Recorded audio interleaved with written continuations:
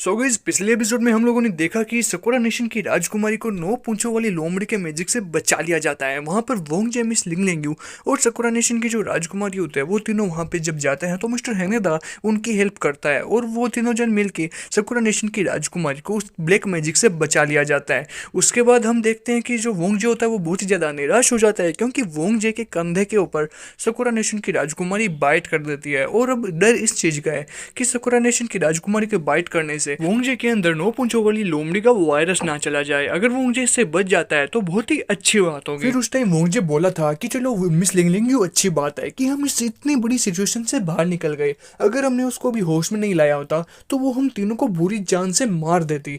चलो अच्छा है यार, मेरी तो आधी टेंशन खत्म हो गई, मेरी तो जिंदगी ही टेंशन में निकल जाएगी। मैं क्या ही बताऊं मिस लिंगलिंग तुमको।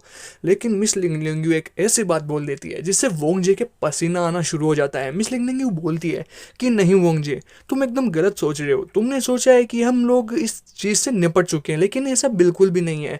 ये तो अभी शुरुआत है, अभी आगे आगे देखो होता क्या है। मेरे को सब पता है कि आगे क्या होने वाला है, लेकिन मैं तुमको अभी इसलिए नहीं बताऊंगी क्योंकि तुम टेंशन से बहुत ज्यादा घबरा जाओगे। फिर उसके बाद आज हमारा बिटन टू रीजन का एपिसोड नंबर 59 स्टार्ट हो जाता है और एपिसोड की स्टार्टिंग में अपन को दिखाया जाता है मिस लिंगलेंग्यू और उसके हाथ में एक छोटी सी गुड़िया होती है। और मिस लिंगलेंग्यू बोलती है कि देखो ये जो छोटी सी नकली डॉल है, मैंने इसके अंदर उसका सारा कालू जादू मैजिक करके इसके अंदर घुसा दिया है और मैंने सोचा नहीं था कि इतना सारा जादू निकालने में मेरे को इतना ज्यादा टाइम लग जाएगा। अब ज्यादा टेंशन करने वाली बात नहीं है क्योंकि जो मिस लिंगलिंग है वो बहुत ज्यादा पावरफुल इंसान है, वो तो आप सब लोगों को पता ही होगा। लेकिन मैंने सकुरा नेशन की राजकुमारी के ऊपर 9 पूंछों वाली लोमड़ी का जितना भी मैजिक था वो सारा का सारा इसके अंदर कैद कर दिया है। अब वो 9 पूंछ वाली लोमड़ी कुछ भी नहीं कर सकती, इसलिए आप टेंशन फ्री रहो। लेकिन सकुरा नेशन की राजकुमारी कियोमी को होश में आने में थोड़ा टाइम लग सकता है। फिर मिस्टर हेनेदा बोलते हैं कि मुझे लगता है कि वो ज्यादा देर तक इसके ऊपर ध्यान नहीं देगी, लेकिन मैं आपको बता दूं कि जैसे उसको होश आएगा तो वो जल्दी से जल्दी इस डॉल को देखने की कोशिश करेगी क्योंकि 9 पूंछों वाली जो लोमड़ी है उसका जो ब्लैक मैजिक होता है वो सबसे ज्यादा पावरफुल है। दुनिया में कोई भी ऐसा मैजिक नहीं है जो उस मैजिक को छुपा सके। इसलिए तुम जल्दी से जल्दी कोशिश करो कि ये जो ब्लैक मैजिक है जो तुमने डॉल के अंदर छुपा रखा है इसको जल्दी से जल्दी खत्म करने की कोशिश करो क्योंकि सकुरा नेशन की राजकुमारी कियोमी जब भी अपने होश में आएगी तो वो सबसे पहले इसको खोजने की कोशिश करेगी, इसको ढूंढने की कोशिश करेगी क्योंकि उसका जो पावर है वो उसके दिमाग में चढ़ गया है और उसको छिपाया नहीं जा सकता। इसलिए जल्दी से जल्दी इसको हटाने की कोशिश करो, कुछ ना कुछ सोचो गाइस। मिस्टर हेनेदा बोलते हैं कि चलो इन सब बातों को छोड़ो, लेकिन मिस लिंगलेंग्यू मैं तुमको एक बात बताना चाहता हूँ। ये बात बहुत ही ज्यादा इंपॉर्टेंट है। अब हम लोगों को एक सेक्रीफाइस करना होगा। मुझे ऐसा महसूस हो रहा है कि एक बहुत ज्यादा बड़ी प्रॉब्लम अपने पास आ रही है, तो सब लोग चौंक जाओ। और मैं सबको बता देना चाहता हूँ कि हम तीनों में से किसी एक को अपनी बॉडी का सेक्रीफाइस करना होगा और मुझे नहीं लगता कि आप तीनों अपना कर पाओगे क्योंकि मिस लिंगलिंग मैं जानता हूँ तुम बहुत ज़्यादा पावरफुल हो, तुम मुझे मारने के लिए बहुत ट्राई करोगी। लेकिन अब जैसा भी होता है मैं संभाल लूंगा। लेकिन तुम सब ये ध्यान रखना कि सकुरा नेशन की राजकुमारी को एकदम अच्छे से आपको संभाल के रखना है। मैं नहीं चाहता कि उसको कुछ भी हो जाए। मैं सकुरा नेशन की रानी के लिए अपनी जान कुर्बान कर दूंगा। इसलिए आप सब लोग अपना ख्याल रखना और जर्नी में आगे अच्छे से बढ़ना। अब मुझे यहाँ से जाना चाहिए, गुड बाय। उसके बाद जिस चीज का डर होता है वही हो जाता है। वहां पर सकुरा नेशन की आर्मी पहुंच जाती है और वहां पर बड़े खतरनाक लोग पहुंच जाते हैं। दिखने में वो बहुत ज्यादा होशियार और बहुत ज्यादा पावरफुल होते हैं। अब आगे देखते हैं कि वो लोग क्या डिसीजन लेते हैं। फिर उन लोगों की गैंग का जो लीडर होता है उसका नाम होता है डी लेन और वो डी लेन अपने सर्वेंट से पूछता है कि यही मिस्टर हेनेदा का घर है। फिर उसका जो सर्वेंट होता है वो बोलता है कि हाँ मास्टर डी लेन, यही नाजदी शोको के सर्वेंट का घर है, यहीं पर वो रहता है और हमें लगता है कि उसने सकुरा नेशन की राजकुमारी को यहीं पे छुपाया होगा। फिर उन लोगों की गैंग लीडर मास्टर डी लेन बोलता है कि चलो आगे की ओर चलते हैं और उनको बता देते हैं कि उनकी मौत अब आ गई है। फिर वो आगे चलता है और अपना पैर जोर से जमीन के ऊपर पटकता है जिससे वहां पर एक धमाका सा होता है क्योंकि वो जो मास्टर डीलेन होता है वो बहुत ही ज्यादा पावरफुल आदमी होता है। उसका जो पैर होता है उसका धमाका इतना ज्यादा होता है कि सकुरा नेशन की राजकुमारी मिस लिंगलिंग वोंगजे और मिस्टर हेनेदा इन सबको पता चल जाता है कि हाँ मास्टर डीलेन आ गया है। फिर मास्टर डीलेन बोलता है कि मिस्टर हेनेदा, तुम अपनी जान को बचाने में कामयाब रहे। जब तुम फॉरेन नेशन में रहा करते थे तो तुम बहुत ही ज्यादा बीमार थे और बिस्तर पर पड़े रहते थे, इसलिए हमारे सम्राट यानी कि हमारे राजा कियोमी के डैड ने तुमको सकुरा नेशन की राजकुमारी के संपर्क में रहने के लिए आज्ञा दी थी, ताकि उनको पता था कि तुम कुछ ना कुछ ऐसा मैजिक जानते हो जिससे 9 पूंछों वाली लोमड़ी का मैजिक ऑन किया जा सके। इसलिए हमारे मास्टर ने तुमको जीने के लिए एक छोटी सी जिंदगी दे दी थी, लेकिन अब तुमको कौन बचाएगा, अब हम तुमको मार देंगे। जैसे मिस्टर हेनेदा को पता चलता है कि वो सब यहाँ पर आ चुके हैं, तो मिस्टर हेनेदा अपनी स्पिरिचुअल पावर से एक पंच मारते हैं, जिससे उनका पूरा जो घर होता है वो टूट जाता है और उस घर में से सिर्फ मिस्टर हेनेदा ही बाहर निकलते हैं और अपनी स्पिरिचुअल पावर का पूरा इतना जबरदस्त वहां पे रोशनी हो जाती है कि वो सब लोग चौंक जाते हैं, अरे वाह कितना अच्छा स्पिरिचुअल पावर का ये यूज करते हैं। फिर जैसे वो बाहर आते हैं तो वो बोलते हैं कि हाँ मास्टर डीलेन, तुम्हारा यहाँ आना कैसे हुआ, बताओ तो जरा, तुम मेरे पास कैसे आए, आज इतने सालों तक तो तुम नहीं आए मेरे पास। फिर मास्टर डीलेन बोलता है कि अरे हाँ ये तुमने बात अच्छी कही, लेकिन इन सब बातों को छोड़ो, पॉइंट पे आओ। हाँ तो मैं मिस्टर हेनेदा आपको बोलना चाहता था कि इतने सालों तक आपने खुद को बहुत ज़्यादा बेवकूफ़ समझा, आपने खुद को बहुत ज़्यादा एकदम कमज़ोर आदमी दिखाया, लेकिन मैं जानता हूँ, मुझे शक था, मैं जब बचपन से आपको खुद देख रहा था तब से मेरे को आप पे शक था कि आप खुद को इतना ज़्यादा बेवकूफ़ बताते हो, आपको कुछ आता नहीं है, आप एकदम ऐसा दिखाते हो लोगों को कि मेरे को कुछ आता नहीं है, लेकिन आप इन सब से बहुत ज़्यादा होशियार थे। आपने अपनी समझदारी को किसी को भी नहीं दिखाया, आपने अपनी पर्सनैलिटी को सबसे कम रखा, सबसे कम प्रोफाइल वाले आप ही थे और आप एक छोटे से घर में रह रहे थे। मैं आपकी सारी बातें जानता हूँ, हमने आपके पीछे कुछ आदमी लगाए थे हमारे, और ये देखने के लिए कि आप घर में क्या क्या करते हो पूरे दिन या आपको क्या क्या चीज़ें आती है, लेकिन वो भी आज तक ये सब चीज़ें नहीं समझ पाए। फिर मिस्टर हेनेदा बोलते हैं कि हाँ तुम एकदम सही हो, वो सब इसलिए समझ में नहीं पाए क्योंकि वो मेरी चीज़ें समझने के लिए समझदार नहीं थे। उसके बाद मास्टर डीलेन बोलता है कि सुनिए मिस्टर हेनेदा, मैं आपके चेहरे पर परेशानी देख सकता हूँ, आप किस बात से आज इतना ज़्यादा परेशान है। आज की रात मैंने देखी कि आप बहुत ज़्यादा परेशान है, इसलिए आज हम आपको संभालने के लिए आ गए। और हमने कभी सोचा नहीं था कि इतना पागल और बूढ़ा आदमी भी जादू टोने में माहिर हो सकता है। आपको तो पता ही होगा कि सकुरा नेशन की जो राजकुमारी है वो मर चुकी है, सकुरा नेशन की रानी भी मर चुकी है, तो फिर आप किस चीज़ के लिए अभी तक जिंदा हो। फिर मिस्टर हेनेदा को गुस्सा आ जाता है और मिस्टर हेनेदा बोलते हैं कि क्या सकुरा नेशन की राजकुमारी के बारे में तुम कुछ नहीं बोलोगे, लेकिन मैं तुमको बता दूं कि सकुरा नेशन की जब रानी मर गई थी तो उसको शाही कब्र में दफनाया जाना चाहिए था, लेकिन ऐसा नहीं हुआ। इससे सकुरा नेशन पूरा ज्यादा दुखी हो चुका है और मेरे को भी उस टाइम बहुत ज्यादा गुस्सा आया था। अब मैंने अपना मन बना लिया है कि मुझे अब क्या करना है, मुझे अब मरना है, क्योंकि अब सकुरा नेशन की रानी मर चुकी है तो अब मेरा कोई दूसरा काम नहीं और मुझे अब जिंदा भी नहीं रहना, इसलिए मैं मरना चाहता हूँ। फिर मिस्टर हेनेदा को बहुत ज्यादा गुस्सा आ जाता है और मिस्टर हेनेदा बोलते हैं कि अगर तुमने मेरी बातें नहीं मानी, अगर तुम मेरे अनुसार काम नहीं करोगे तो मैं तुमको बता दूं कि मैं सकुरा नेशन के सम्राट यानी कि तुम्हारे राजा यानी कि सकुरा नेशन की राजकुमारी के डैड का सारे बुरे काम को पर्दाफाश कर दूंगा। मैं सबको बता दूंगा कि उन्होंने क्या क्या किया था, मुझे उनकी हर एक चीज के बारे में मालूम है। वो मर चुके हैं तो क्या हुआ, लेकिन सकुरा नेशन को पता तो चलना चाहिए कि उनका राजा कैसा था। उनके राजा ने सकुरा नेशन की राजकुमारी कियोमी की मम्मी के साथ यानी कि नादेशिको के साथ इसीलिए शादी की थी क्योंकि वो 9 पूंछ वाली लोमड़ी के मैजिक पाना चाहता था। इतना घटिया काम किया था उसने, नीच आदमी था वो सकुरा नेशन का सबसे। फिर मास्टर डीलेन बोलता है कि मिस्टर हेनेदा शायद आप अब बहुत ज्यादा बोल चुके हैं, अब मैं अपनी तलवार निकाल लेता हूँ और आपको थोड़ा सा प्यार करता हूँ। आपने मेरे राजा के बारे में इतना सारा बोला तो अब मैं आपको जिंदा तो छोड़ नहीं सकता, और आपने इतना सारा बोला और आप भी कितने घटिया इंसान निकले। आपने अपने सकुरा नेशन के साथ गद्दारी की है, आपने वोंगजी और मिस लिंगलिंगू का साथ दिया है, अब मैं आपको जिंदा तो छोड़ने वाला हूँ नहीं। तो मिस्टर हेनेदा रेडी हो जाए अपनी मौत के लिए। लेकिन वहाँ पे मिस्टर हेनेदा चुप नहीं होते, वहाँ पे मिस्टर हेनेदा बहुत ज़्यादा बोल रहे होते हैं, इसलिए फिर जो मास्टर डीलेन होते हैं वो बोलते हैं कि अब आप बहुत ज़्यादा बोल चुके हैं, चुप रहो मिस्टर हेनेदा, और ऐसा जोर से बोल के वो अपनी तलवार निकाल लेता है और मिस्टर हेनेदा के ऊपर वार करने की कोशिश करता है। फिर जैसे ही मास्टर डीलेन उनके ऊपर वार करने की कोशिश करता है तो मिस्टर हेनेदा एक रेड सर्किल बना लेते हैं अपनी स्पिरिचुअल पावर के मैजिक से, और वो शील्ड बनाकर उस वार से बचने की कोशिश करते हैं। और वो बोलते हैं कि तुम्हें क्या लगता है मैं इतना ज्यादा कमजोर हूँ, तुम मेरा कुछ भी नहीं बिगाड़ पाओगे। हाँ ऐसा हो सकता है कि जब मैं बूढ़ा हो गया हूँ तो मेरी स्पिरिचुअल पावर थोड़ी सी कमजोर हो गई होंगी। फिर मास्टर डीलेन पूरा जोर लगा के उसके ऊपर हमला करता है, इतना जोर से हमला करता है कि जो वो मिस्टर हेनेदा की शील्ड होती है वो 1 सेकंड में टूट जाती है,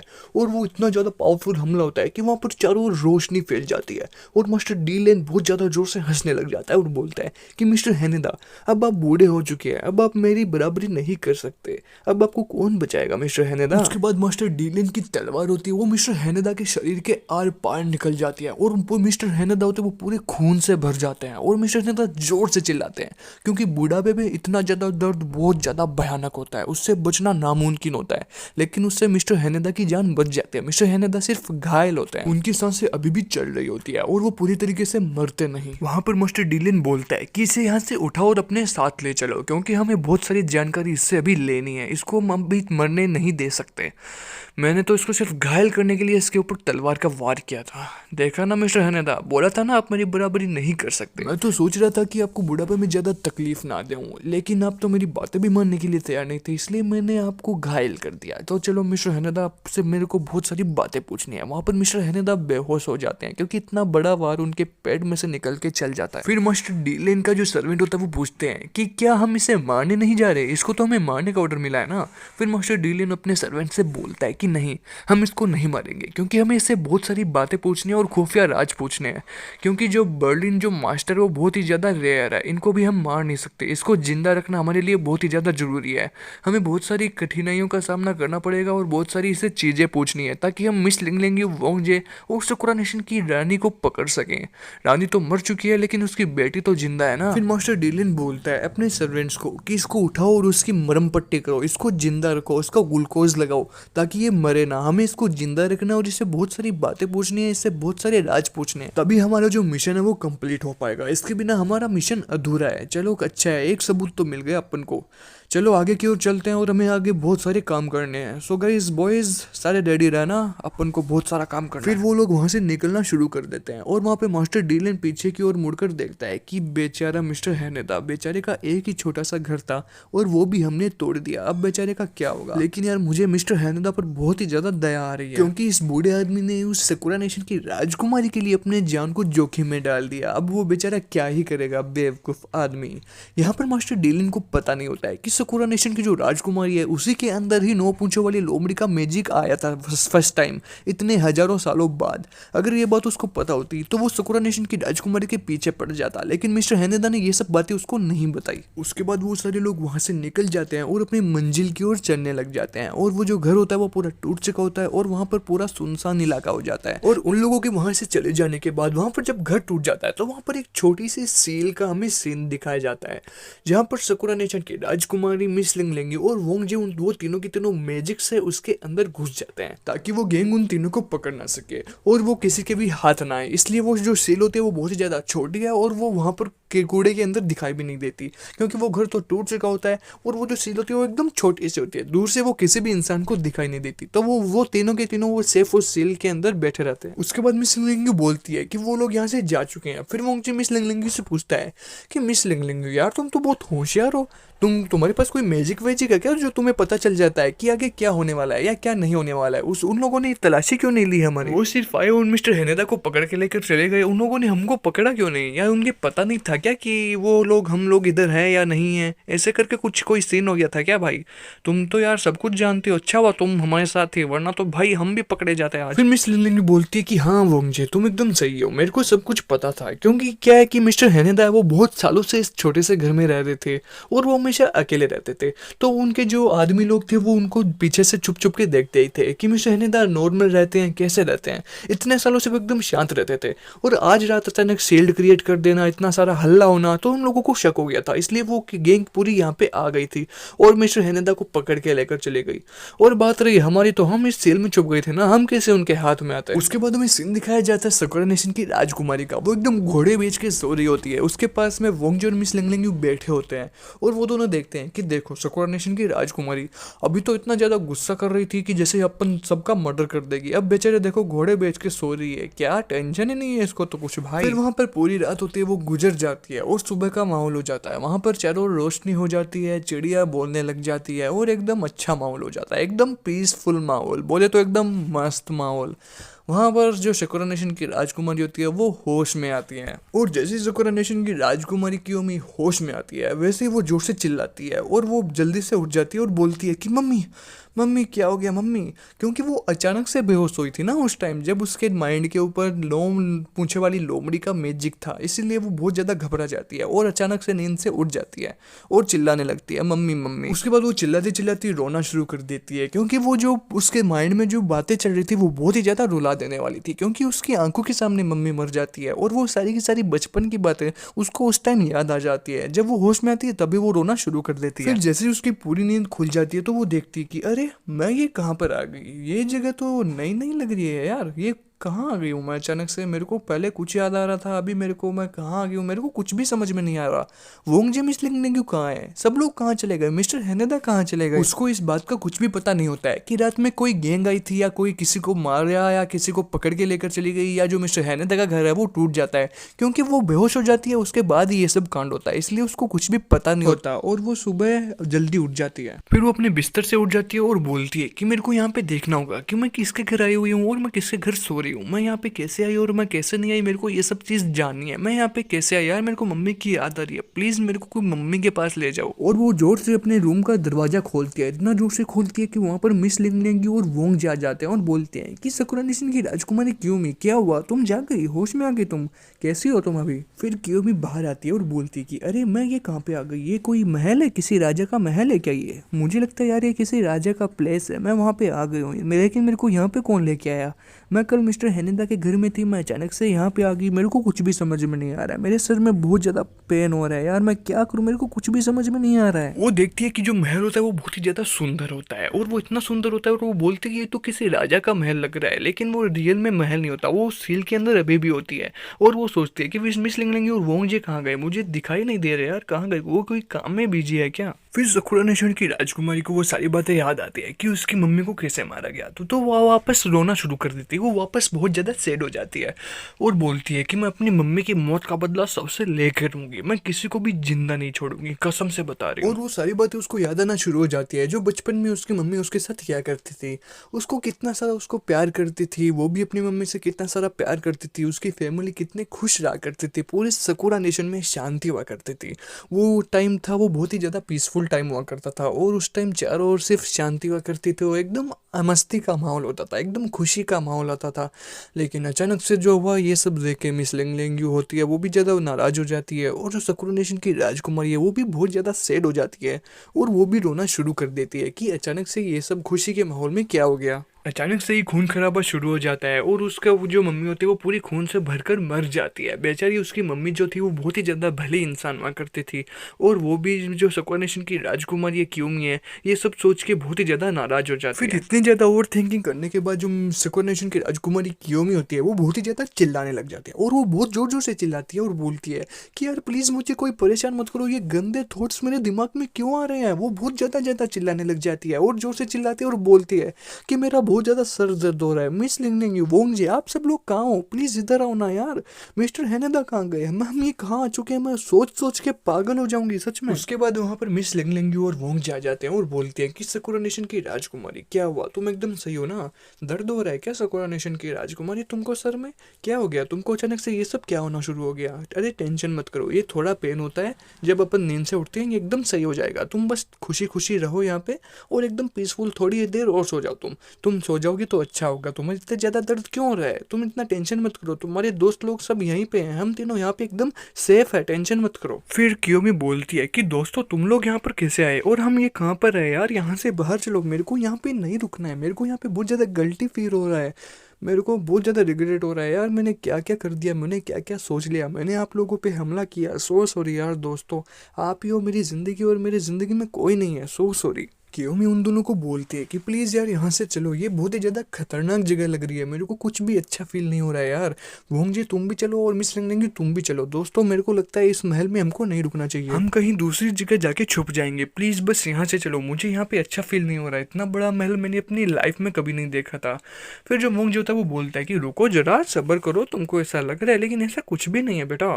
फिर वोंग मिस लिंगनेंग्यू होती है वो बोलती है कि हाँ एकदम सही बोल रहे हो वोंग जी, ये एकदम अच्छी फैलेस है और ये हमारे लिए बहुत ज़्यादा पूरा सेफ है। हम एक छोटी सी सेल के अंदर घुसे हुए हैं और ये मिस्टर हेनेदा के घर के जस्ट नीचे ही है। हम कहीं दूर नहीं है, हम बहुत सेफ जगह बैठे हुए हैं, हमको कोई भी नहीं पकड़ सकता है।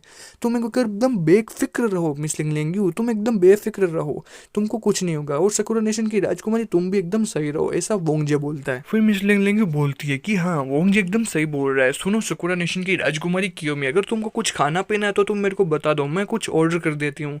और मुझे नहीं लगता है तुमको नींद में उठने के बाद इतना ज़्यादा तुम स्ट्रेस क्यों ले रहे हो, इतना ज़्यादा गुस्सा मत करो, हम एकदम सेफ जगह पे है, तुम बाहर जाकर देखो। फिर जैसे ही कियोमी बाहर जाकर देखती है तो आसमान में कुछ और ही चल रहा होता है। आसमान एकदम लाल लाल होता है क्योंकि वो जो सील होती है उसका एकदम बाहर की जो शील्ड होती है वो एकदम लाल लाल होती है, तो वो आसमान ऐसा दिखाई देता है। शील्ड के अंदर वो मैजिक से घुस जाते हैं और फिर सकुरा नेशन की राजकुमारी बोलती है कि अच्छा तो हम उस शील्ड के अंदर है, चलो फिर तो कोई दिक्कत की बात नहीं है। लेकिन यार मुझे बिल्कुल भी मतलब गलती फील हो रहा है, तुम लोग यार मुझे अकेला छोड़ दो प्लीज़, तुम लोग यहाँ से चले जाओ, तो मेरी वजह से तुम लोगों की जान भी जा सकती है। मेरे को बहुत घटिया फील हो रहा है, प्लीज़ तुम लोग चले जाओ यार यहाँ से, मैं नहीं चाहती कि मेरे दोस्तों को मेरी वजह से कुछ हो जाए। फिर मिस लिंगलिंग बोलती है कि ये वही पैलेस है जो मैं सपनों में देखा करती थी, फिर मैंने मैजिक से इसको रियल में कन्वर्ट कर दिया और अभी हम उसी पैलेस के अंदर है। आपको ज़्यादा टेंशन लेने की जरूरत नहीं है, एकदम टेंशन फ्री रहो और एकदम आराम से बैठो और सो जाओ अगर मन करे तो। मुझे लगता नहीं है तो यार तुम बहुत ज़्यादा कमज़ोर हो गए हो कियोमी, इसलिए तुम थोड़ा आराम करो, मैं कुछ खाने के लिए लेके आती हूँ तुम्हारे लिए। फिर कियोमी बोलती है कि यार वो तो सब बातें ठीक है लेकिन मिस्टर हेनेदा कहाँ है, मिस्टर हेनेदा नहीं दिखाई दे रहे यार, मेरे को टेंशन हो रही है उनके, उन्होंने हमारे लिए कितना सब कुछ किया। मिस्टर हेनेदा किधर गए यार, मेरे को मिस्टर हेनेदा से मिलाओ ना प्लीज़, मिस्टर हेनेदा कहाँ हैं, कहीं वो गुम तो नहीं गए। फिर वो दोनों बताते हैं कि मिस्टर हेनेदा को पकड़ लिया गया है और मास्टर डी लेन है वो उनको पकड़ के ले गए हैं, उनको हमारे बारे में कुछ भी पता नहीं है, इसलिए अभी हम जिंदा है और वो तुमको जिंदा बचाने के लिए वो खुद वहाँ पर चले गए हैं और खुद को पकड़वा दिया है, इसलिए मिस्टर हेनेदा को बचाने के बारे में मत सोचना बिल्कुल भी। फिर मिस लिंगलिंग बोलती है कि हमें अच्छे से पता है कि आप उनको जाकर बचाना चाहते हैं, लेकिन ऐसा बिल्कुल भी नहीं होगा। अगर आप ऐसा चाहते हो तो हमको बहुत ज़्यादा हंसी आएगी क्योंकि मास्टर जो डी लेन है वो बहुत ही ज़्यादा पावरफुल इंसान है, वो तुमको पकड़ने की कोशिश कर रहा है और हमको भी पकड़ने की कोशिश कर रहा है। अगर उसने तुमको पकड़ लिया तो वो हमको अच्छी तरीके से पकड़ लेगा क्योंकि हमारी जो स्पिरिचुअल पावर है वो थोड़ी थोड़ी तुम्हारे पास भी है, तुमको मैंने शक्तिशाली बनाने के लिए थोड़ी दी थी, इसलिए तुम उनको बचाने के बारे में तो बिल्कुल भी मत सोचना कियोमी। और अभी तुम आराम करो, ये सब चीज़ें मत सोचो, अगर तुम इतना ज़्यादा सोचोगे तो फिर रोने लगोगी। फिर कियोमी बोलती है कि यार मैंने लाइफ में कुछ किया ही नहीं, मेरी लाइफ एकदम ख़राब हो चुकी है, मैं क्या करूँ, मैं लाइफ में सही से पढ़ी भी नहीं, मैं लाइफ में पूरे दिन मतलब मैं बहुत ज़्यादा कमज़ोर रही हूँ लाइफ में, मैं मेरी माँ को भी नहीं बचा सकी, मैं मेरे डैड को भी नहीं बचा सकी, मैंने बहुत ज़्यादा दुख देखा है, मैं क्या करूँ। मैं मिस्टर हेनेदा भी मेरी वजह से फंस चुके हैं, मेरी वजह से तुम लोग भी फंस चुके हो यार, मैं क्या बताऊँ, मेरी लाइफ बहुत घटिया चल रही है अभी, प्लीज़ आप सब लोग मेरे को छोड़ के चले जाओ, मैं कुछ भी नहीं मतलब कर सकती, मैं बहुत कुछ करना चाहती हूँ सबके लिए लेकिन मैं कुछ भी नहीं कर पा रही, पता नहीं ये सब मेरे साथ क्यों हो रहा है, प्लीज़ आप लोग मेरे पीछे मत पड़ो, आप लोग फंस जाओगे, प्लीज़ मुझे अकेला छोड़ के चले जाओ। इस तरह कियोमी रोने लग जाती है और उसकी आंखों से पानी गिरने लग जाता है, उसके आंसू गिरने लग जाते हैं और वो बहुत ज़्यादा जोर जोर से रोने लग जाती है और बोलती है कि मैं बहुत ज़्यादा कमज़ोर हूँ, मैं लाइफ में कुछ भी नहीं कर सकती, मैं मिस्टर हेनेदा को बचाना ही होगा, मुझे कुछ ना कुछ करना ही होगा, बेचारे ने मेरे लिए पता नहीं क्या क्या किया होगा, मेरी मम्मी का वो इतने अच्छे सर्वेंट थे वो कि मैं बता नहीं सकती यार वो कितने अच्छे इंसान हैं। फिर कियोमी जोर जोर से रोने लग जाती है और बोलती है कि मैं यार इतना कमज़ोर क्यों हूँ, मैं कुछ भी नहीं कर पा रही, मेरी वजह से सब लोग फंसे जा रहे हैं, मैं चाहती हूँ कि सब लोग मेरी वजह से खुश हो जाएं लेकिन मैं किसी को खुश नहीं कर पा रही, मैं इतनी कमज़ोर क्यों हूँ, मेरे लाइफ में क्या बात है यार मेरे साथ, मैं जब बचपन में थी तब भी मैंने कुछ नहीं किया और मैं इतनी बड़ी हो गई हूँ तब भी मैं कुछ नहीं कर पा रही, प्लीज़ मैं क्या कर सकता हूँ, कोई मुझे सिखाओ यार, मैं बहुत ज़्यादा कमज़ोर हो गई हूँ। इस तरह जो सकुरा नेशन की जो राजकुमारी कियोमी है वो बहुत बुरी तरह रोना शुरू कर देती है, वो सोचने लग जाती है और माइंड पे प्रेशर डालती है कि मैं क्या कर सकती हूँ, मैं मिस्टर हेनेदा को कैसे बचा सकती हूँ, और वो वोंगजे और मिस लिंगलिंग को भी खुद से दूर जाने के लिए बोलती है ताकि उन लोगों की भी जान खतरे में ना आए। वो अपने दोस्तों के बारे में बहुत अच्छा सोचने का काम करती है। वोंगजे और मिस लिंगलिंग देखती है कि ये तो बहुत ही ज़्यादा रोना शुरू कर दिया, अब इसको कैसे चुप करें। वहाँ पर सकुरा नेशन की राजकुमारी कियोमी जोर जोर से रोती है और बोलती है कि मैं बहुत ज़्यादा कमज़ोर हूँ, आप लोग मेरे लिए अपनी जान जोखिम में मत डालो, आप लोग यहाँ से चले जाओ प्लीज़। मिस लिंगलिंग बोलती है कि सुनो वोंगजे, ये अभी अपना ध्यान भटक चुकी है और इसको कुछ भी होश में नहीं है, ये कुछ भी बोले जा रही है, इसको चुप कराना अपना पहला काम है। फिर वोंगजे बोलता है कि यार क्या ही करें भाई, मैं तो कैसे चुप करा सकता हूँ, मेरी किस्मत ही भाई मैं क्या बताऊँ एकदम उल्टी सुल्टी है ना भाई, अपनी तो किस्मत ही एकदम घटिया चल रही है बचपन से ही। मैं क्या बताऊँ, मैं तो जब आया था ना तुम्हारे ग्रुप में भाई, तभी डैड ने मेरे को झापड़ मार के इतना बुरा मारा कि मैं क्या ही बताऊँ। छोड़ो, मैं भी क्या क्या सोच रहा हूँ। पहले इसको चुप कराओ यार, इसको चुप कराओ, कितना शोर कर रही है ये। यहाँ पर जो साकुरा नेशन की राजकुमारी क्योमी होती है वो जोर जोर से रोना शुरू कर देती है, क्योंकि वो सब चीज़ों से इम्प्रेस्ड हो जाती है और उसके माइंड पर 9 पूंछों वाली लोमड़ी का जो मैजिक होता है वो अभी भी कारगर हो रहा होता है। वहाँ पर जो साकुरा नेशन की जो राजकुमारी होती है वो इतना ज़्यादा ज़ोर ज़ोर से चिल्लाती है कि वो जो महल के जैसा जो प्लेस होता है वहाँ पर बहुत ज़्यादा आवाज़ आने लग जाती है रोने की, और वहाँ का जो स्पिरिचुअल पावर है वो भी धीरे धीरे कम हो जाती है, क्योंकि उसके माइंड के ऊपर, साकुरा नेशन की जो राजकुमारी होती है उसके माइंड के ऊपर 9 पूंछों वाली लोमड़ी का जो जादू होता है उसका थोड़ा थोड़ा प्रभाव होता है। इसलिए वो इतना ज़ोर से रोती है कि वो उसकी स्पिरिचुअल पावर को भी थोड़ा इफेक्ट कर देती है। ये सब बोल के मिस लिंगलिंग बोलती है कि साकुरा नेशन की राजकुमारी क्योमी, पहले तो तुम चुप हो जाओ, अगर तुम इतना ज़्यादा रोगी तो हमारा फिर कुछ नहीं होगा, हमारा ये जो सील में बना हुआ जो महल है वो भी खत्म होने का चांस बढ़ जाएगा। और ये जो स्पिरिचुअल पावर ये इतनी ज़्यादा पावरफुल नहीं है, मैंने इतना ज़्यादा पावरफुल नहीं बनाया है इस चीज़ को। उसके बाद जो वोंग जो होता है वो मिस लिंगलिंग को बोलता है कि उसकी सुनो यार मिस लिंगलिंग, साकुरा नेशन की राजकुमारी क्योमी के पास भी तो ऐसे माइंड में एक पावर थी ना कि जिससे वो जो भी चीज़ सोचेगी वही चीज़ यहाँ पर आ सकती है। तो वो यार जैसा सोच सकती है वैसा इस चीज़ को डिजाइन कर सकती है ना। हम तो यार फर्श पर सोच सकते हैं, यहाँ पर बेड क्यों नहीं आ सकता। वहाँ पर जो वोंग जो होता है वो बकवास बातें कर रहा होता है और वहाँ पर साकुरा नेशन की राजकुमारी वैम्पायर बनने के लिए धीरे धीरे रेडी होती जाती है, क्योंकि उसके माइंड के अंदर रोना ज़्यादा होता है और वो गुस्सा बढ़ता जाता है। इसलिए उसके 9 पूंछों वाली लोमड़ी का जो पावर है वो धीरे धीरे वापस शुरू हो जाता है और वो 9 पूंछों वाली लोमड़ी के धीरे धीरे वापस संपर्क में आने लग जाती है। और वहाँ पर जो मिस लिंगलिंग होती है उसको सारी चीज़ें पता होती है, लेकिन मिस लिंगलिंग भी इस बार वोंगजे की बातों में फंस जाती है और बोलती है कि हाँ यार तुम बात तो सही कर रहे हो, लेकिन इसको मैं करने नहीं देना चाहती क्योंकि ये मेरे सपनों का प्लेस है। ऐसे ऐसे करके वो घटिया घटिया बातें करते रहते हैं। और वहाँ पर दूसरी तरफ साकुरा नेशन की राजकुमारी क्योमी के माइंड में 9 पूंछों वाली लोमड़ी का जो जादू होता है वो धीरे धीरे भारी होता जाता है और वो 9 पूंछों वाली लोमड़ी के अंदर उसको वापस कन्वर्ट करने के लिए रेडी हो जाता है। फिर मिस लिंगलिंग बोलती है कि हाँ यार तुम तो एकदम सही बात कर रहे हो, तुमने तो यार मेरे को खुशी कर दिया, लेकिन मैं उसको ये काम करने नहीं दे सकती।